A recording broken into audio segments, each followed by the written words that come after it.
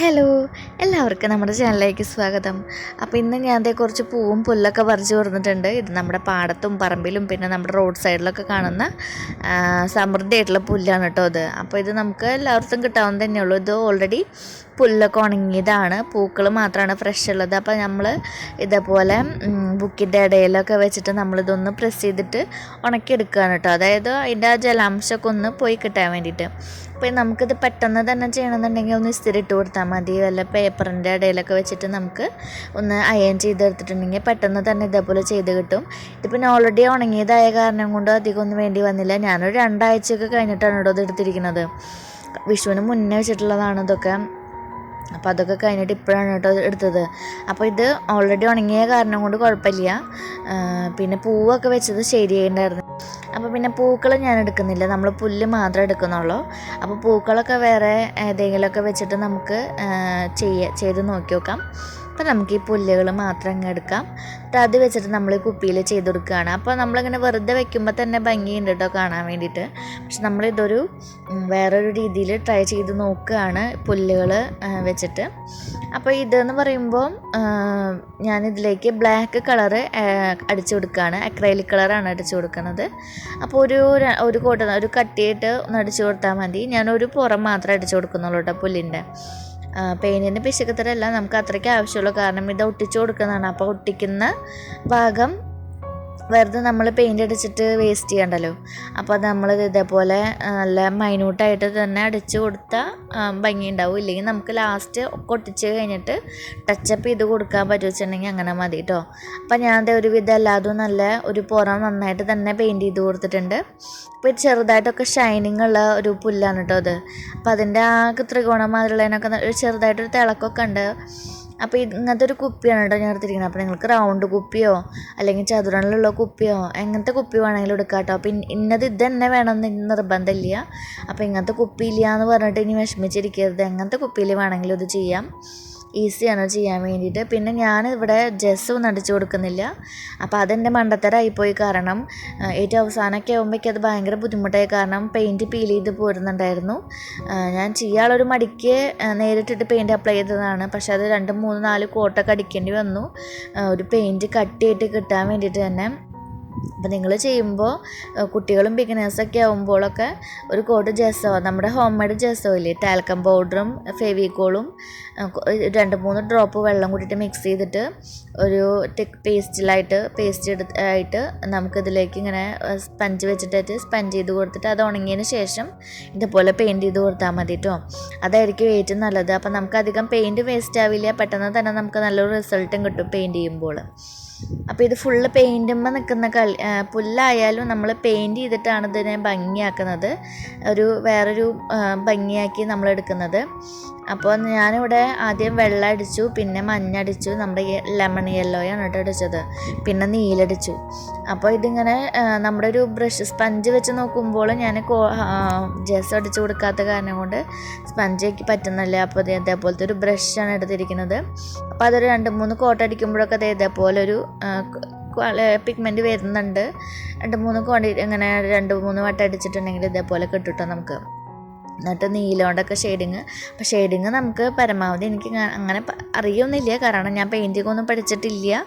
അപ്പോൾ എനിക്കിങ്ങനെ ചെയ്ത് ഇങ്ങനെ തോന്നണ പോലെ ഞാൻ ചെയ്തെടുക്കുകയാണ്. പിന്നെ ഇതൊരു ഫോട്ടോ കണ്ടിട്ടാണ് കേട്ടോ ചെയ്യുന്നത്. അതായത് ഞാനൊരു ഫോട്ടോഗ്രാഫറുടെ ഒരു ഫോട്ടോ കാണാനിടയായി. അപ്പോൾ അത് വെച്ചിട്ടാണ് ഇതിലാണ് ഞാനിത് ചെയ്യുന്നത്.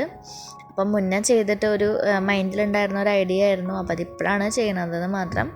അപ്പോൾ അടിയിൽ നമ്മൾ റെഡൊക്കെ കൊടുക്കുന്നുണ്ട് കേട്ടോ. റെഡ് കൊടുത്തിട്ട് ഈ ബ്രഷ് കൊണ്ട് തന്നെ ഒട്ടും വെള്ളം ചേർക്കരുത് കേട്ടോ.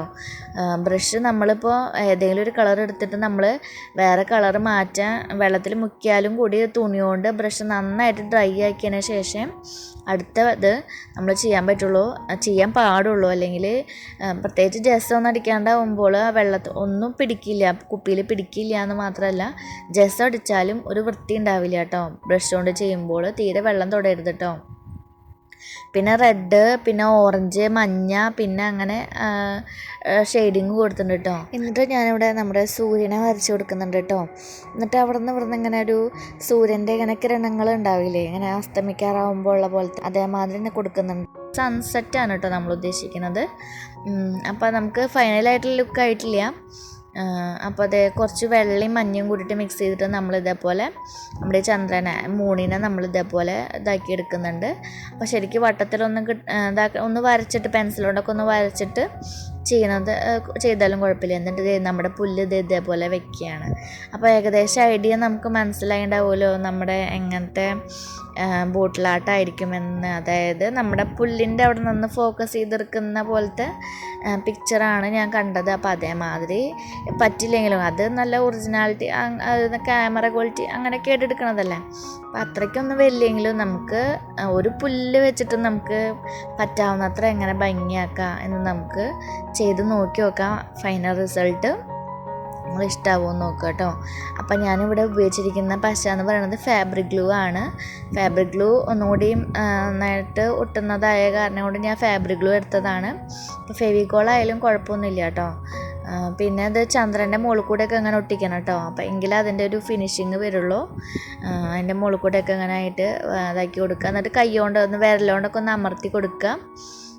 എന്നിട്ട് നമ്മളിത് അടിയിൽ ബ്ലാക്ക്, ഏറ്റവും അവസാനത്തെയാണ് പണിയാണ് നമ്മുടെ ബ്ലാക്ക് കൊണ്ടുള്ള പണി എന്ന് പറയണത്.